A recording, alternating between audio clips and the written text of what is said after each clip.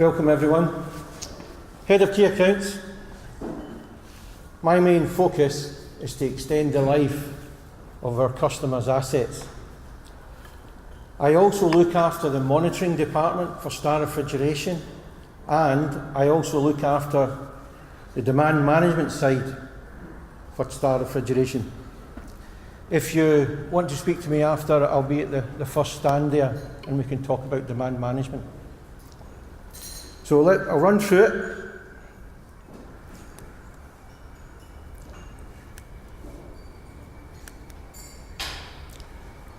Refrigeration cycle, refrigeration system. Andy spoke about how much the compressor runs. 80% of the energy is there. So I'm going to ask you a question. How many people here have done maintenance on a refrigeration plant over the past week? One person. Anybody done any type of maintenance this week? Another one person. What about this?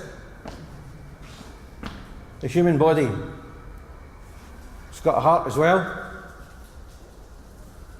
Anyone done any maintenance this week? Yeah? It's the same. Treat your refrigeration plant like your body and you'll keep it alive. We have blood in our system and there's refrigerant in the refrigeration plant. Refrigeration plant, and we've seen earlier, the refrigerant is so expensive now. It costs more than an hourly rate. So, what does good maintenance look like? What about that? Tom Cruise, 22 years of age, up to 50 years of age. Is that good maintenance? I didn't want to be sexist, so I put his wife up. That's what you call good maintenance as well. That's the way you should treat your refrigeration plants as well. Because of compliance and health and safety and all the other things. If you don't look after it, I said you won't last very long. So, what about this? How many times have you looked at your phone today? Less than 10? Put your hands up. That's a lot. Is that the ones that don't have any? More than 10? More than 100?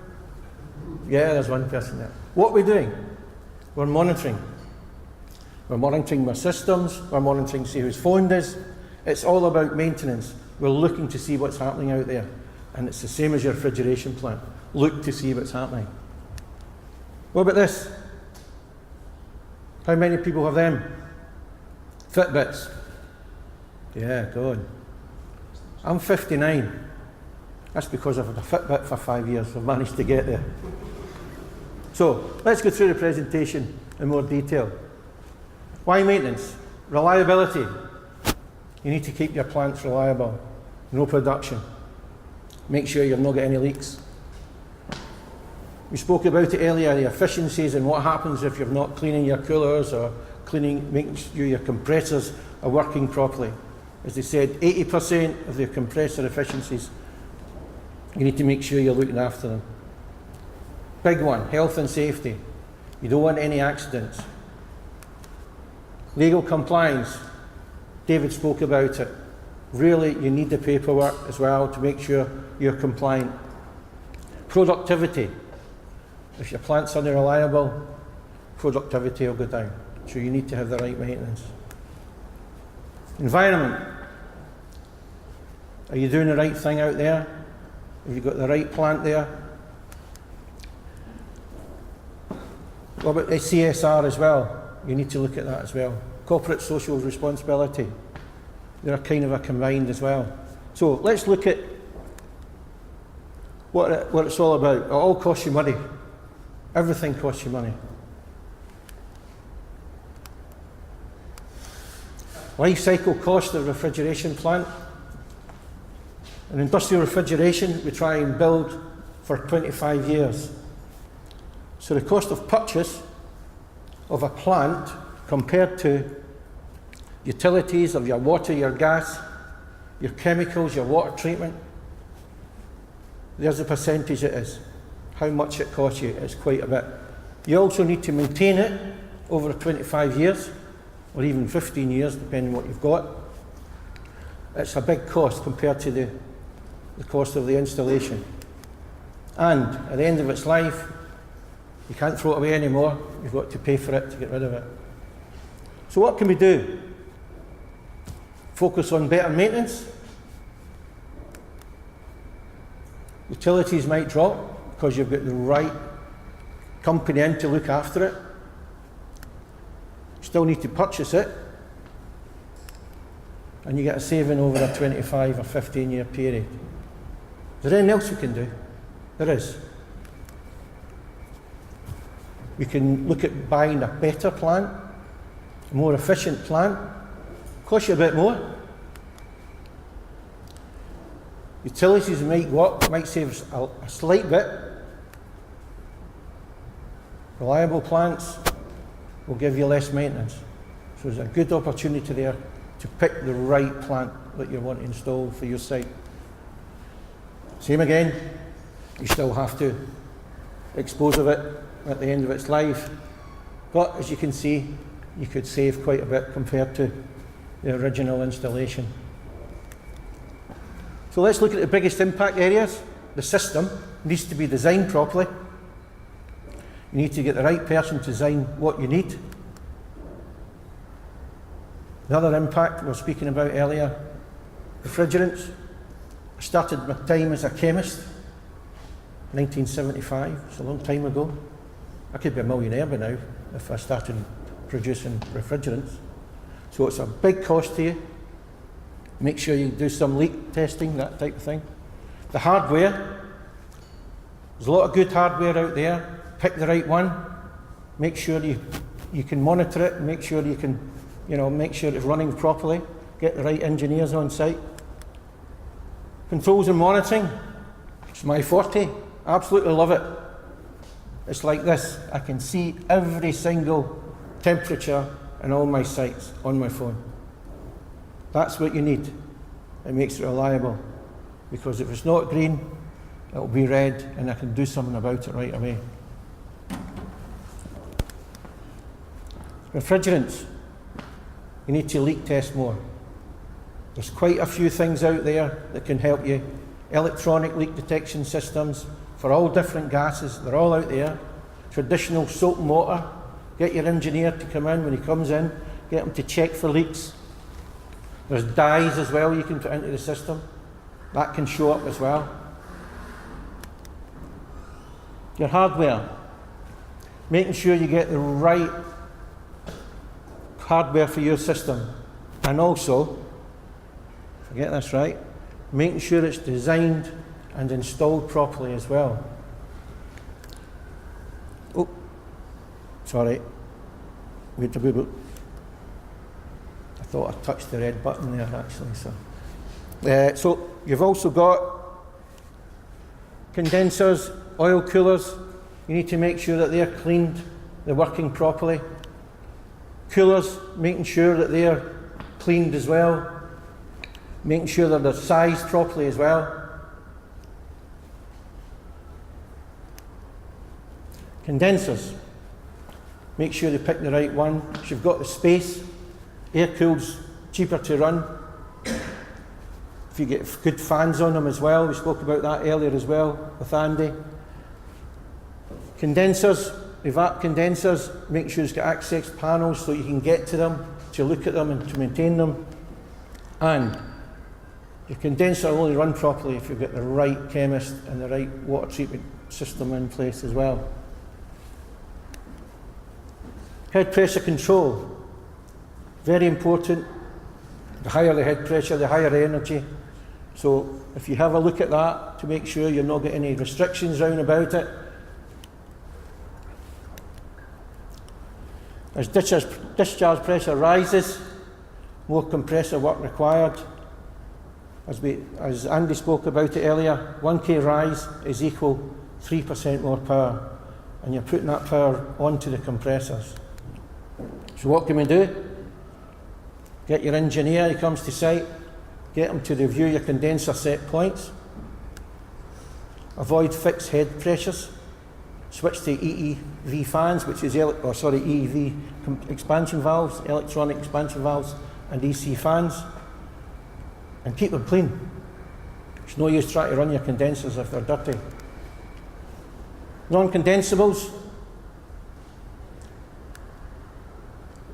Air entering the system, the condenser, the discharge pressure will rise. More power again to your compressors that we speak about. Same again, 3% more power. Engineer comes to site, he's doing any work on your compressor or your system, make sure he's got a vacuum pump with him. Don't let him finish unless he draws a vacuum and takes all the non-condensables out of your compressor or any part of the system. Don't let him leave, so you'll get the benefit out of it in the long term. Tips: check for air regularly. The engineer will do that for you. A good vacuum achieved when servicing. And make sure you have no moisture in your system as well. Defrosting your evaporators, very important. If you don't defrost them, ice could fall down and hit someone in the head as well. You need to make sure you've got your defrosting at the right time, as it says there. If it's not defrosting properly, it becomes 20% inefficient. Adds heat to the store. Causes steaming and icing on the cold store ceilings, which can cause problems as well. Ice up, it just builds up and can fall off, hit someone on the head as well. So review your existing setup. Get your engineer to do that if he comes to site. Check frequently to make sure they're not blocked and they are operating properly. And check the time they're running for as well. If you don't need to run them for an hour if it only takes half an hour to clear them. So get your engineer to check them as well. Cooler cleaning. It's absolutely, I would say, the best thing to do. It's amazing what effect it will have.